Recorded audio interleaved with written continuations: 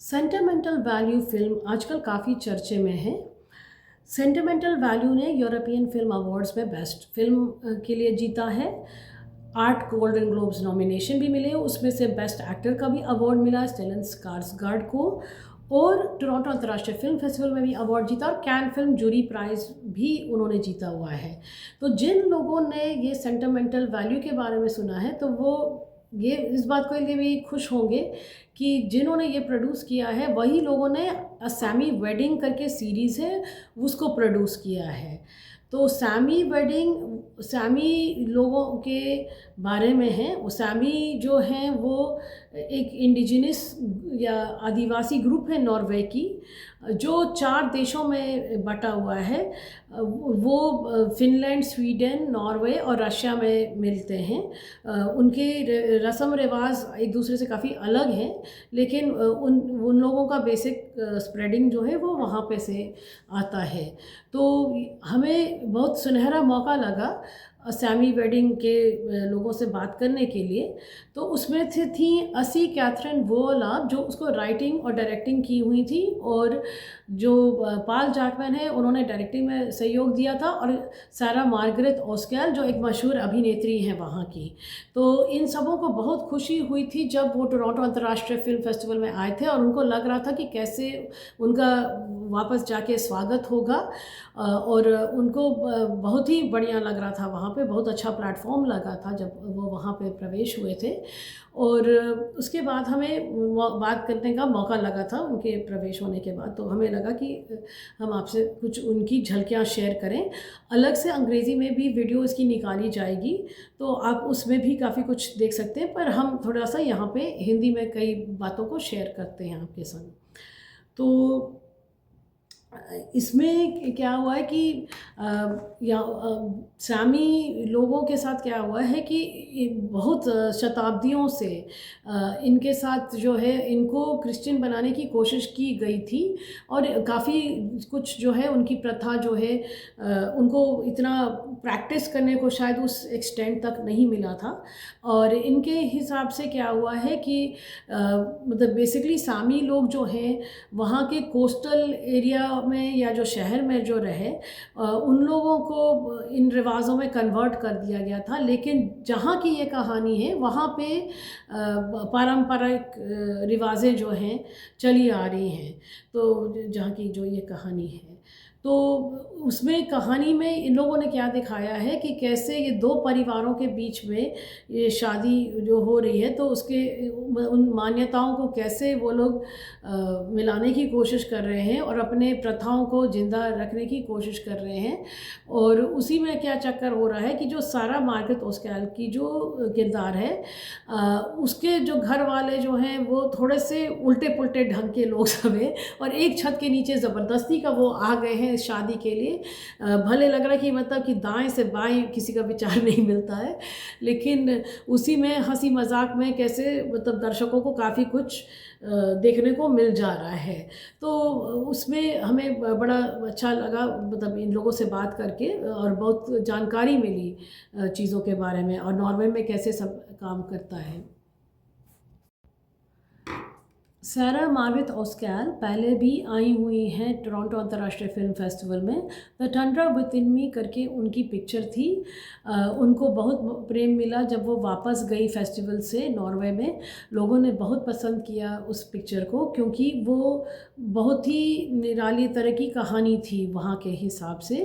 वो कहानी reindeer herding community के बारे में थी, और वो एक लेडी कैसे वो हेड करती है वो रेनडियर हर्डिंग वाला जो अपना उनका जो मतलब धंधा है, या जो उनकी जो परिवार की जो प्रथा थी, और उसमें कैसे वो सक्सेसफुल होती हैं। अब वो देखने को मिलता जो बहुत रेयर होता है, क्योंकि वहाँ पे पूरा मेल डोमिनेटेड होता था। तो ये इसमें जो है मतलब उन्होंने उसके ऊपर से रोमांस भी दिखाया, कि कैसे रोमांस भी होने लगता है। तो लोगों को बहुत पसंद आया, क्योंकि इस तरह की कहानी बहुत कम देखने को वहाँ पे मिलती है। और उनका कहना था कि हमें दिखाना था कि जैसे हमारी जो लाइफ़स्टाइल्स हैं वो आर्कटिक के लोगों से कैसे अलग होती हैं, और हमारा विश्वास है कि हमारी जो मूवीज़ हैं वो हमारा दर्पण होती हैं। तो हमें तो बहुत पसंद आता है मूवी बनाना, और लोगों को भी उतना ही अगर पसंद आए देखना, तो हम कैसे और बेहतर इंसान बन सकते हैं ये अच्छी मूवीज़ देख के। तो वो उनकी कोशिश थी। और फिर इस कैथरीन जो हैं उनसे जो हमारी बात हुई, तो कैथरीन का कहना था कि एक्चुअली हम लोगों की संस्कृति में मतलब लिखना जो है बहुत बाद की चीज़ हुई है, और मूवीज़ भी जो है वो इतनी बाद की चीज़ है कि मतलब वो शायद 1987 में पहली सैमी मूवी निकली थी, और उनको ऑस्कर का नॉमिनेशन मिला था। द पाथ फाइंडर करके वो फ़िल्म का नाम था। और वही बोले कि उनकी ज़्यादा ओरल मतलब या कथावाचक वाली संस्कृति थी उनकी। तो वो सदियों से चला आ रहा था। तो बोलते कि क्योंकि हम लोग तो हर बात में भी बच्चे को भी कैसे आग से बचना, बर्फ़ से बचना, पानी से बचना, ये सारी चीज़ें जो है हम लोग कथा के माध्यम से बताते थे या समझाते थे बातों को। तो हमारे यहाँ सदियों से वो तो चला आ रहा था, लेकिन हाँ, लिखित करना जो है वो बहुत बाद की प्रथा है। तो इसीलिए हम हमारे यहाँ वो एक कोशिश हमेशा रही हुई है कहानियों के लिए।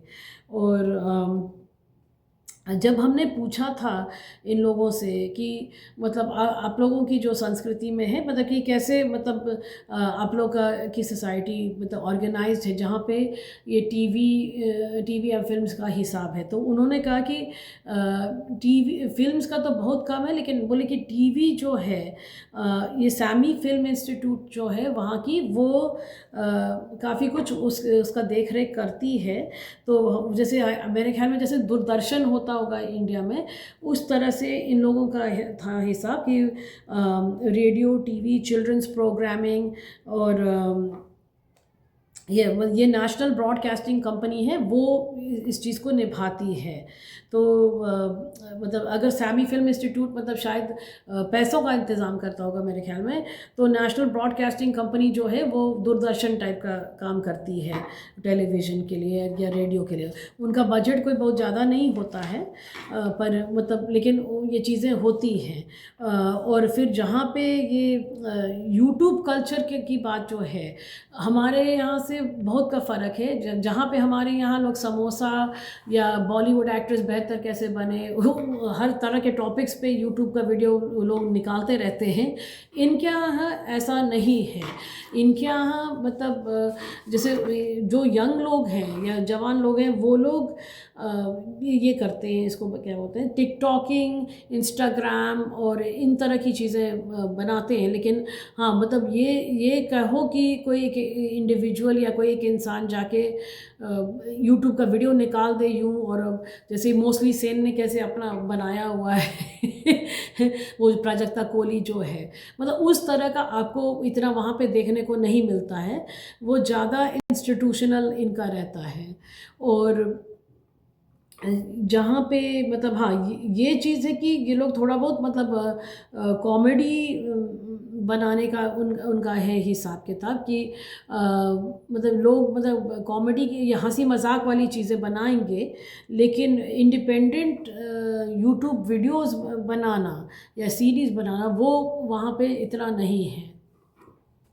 तो इनका कहना है कि हमारी संस्कृति कहीं पे छिपी हुई नहीं है, और ज़िंदा तो है ही, और हम उसको और बरकरार बना रहे हैं या उसको दिखा रहे हैं। जो है हम उसको दिखा रहे हैं। इसमें यहाँ पे मतलब गायब होने की बात नहीं है, लेकिन हम उसको सिर्फ ज़िंदा भी नहीं रख रहे हैं, बल्कि हम जो है वो दिखा रहे हैं, हम उसको सेलिब्रेट कर रहे हैं।